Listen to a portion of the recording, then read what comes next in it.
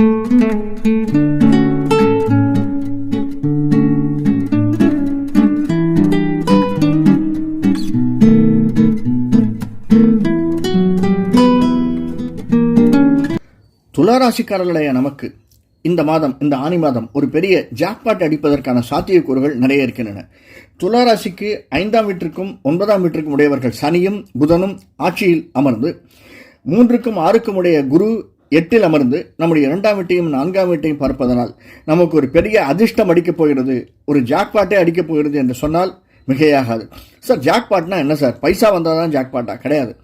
நமக்கு நாம் எதிர்பார்த்திருக்கக்கூடிய ஒரு டிரான்ஸ்ஃபரோ, நாம் எதிர்பார்த்திருக்கக்கூடிய ஒரு ப்ரமோஷனோ, ரொம்ப நாளாக வராமல் 5-6 வருடங்கள் வராமல் ஒரு ப்ரமோஷனோ, அல்லது ஒரு பணக்குவியலோ, அல்லது நம்முடைய குழந்தைக்கு 5-6 வருஷமாக பார்த்துட்டு இருக்கோம், மேரேஜ் அமையல, அதற்கு ஒரு நல்ல மேரேஜ் ஃபிக்ஸ் ஆகுதோ, இந்த மாதிரியான நல்ல செய்திகள், நல்ல விஷயங்கள், நல்ல பைசா நமக்கு வருவதற்கான சாத்தியக்கூறுகள் துளாராசிக்காரர்களுக்கு நிறைய இருக்கின்றன. நழுவிடாதீர்கள். இதை நாம் பயன்படுத்திக் கொள்வதற்கு, அது மட்டுமல்ல, நமக்கு எதிர்வரக்கூடிய சின்ன சின்ன செலவுகள், மருத்துவ செலவுகளை நாம் மேற்கொள்வதற்காகவும்.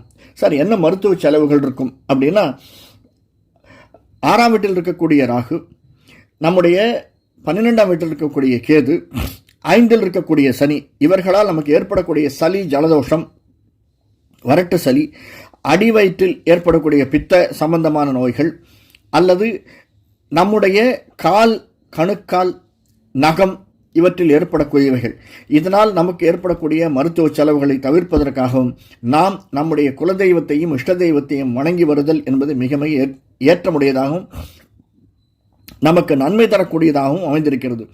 அதுவும் நம்முடைய இஷ்ட தெய்வத்தை விட குலதெய்வம், அது நமக்கு வெகுநாள் நம்ம அங்கே குலதெய்வத்தை நாம் சென்று சேவிக்கவில்லை என்றால், சேவித்து வருவது, குலதெய்வத்திற்கு ஒரு அர்ச்சனை செய்து வருவது, அதுவும் நம்முடைய நட்சத்திரத்தன்று சென்று வணங்கி வருவது என்பது ஏற்றத்தையும் மாற்றத்தையும் தரும் என்பதில் சிறிதும் சந்தேகமில்லை. நன்றி, வணக்கம்.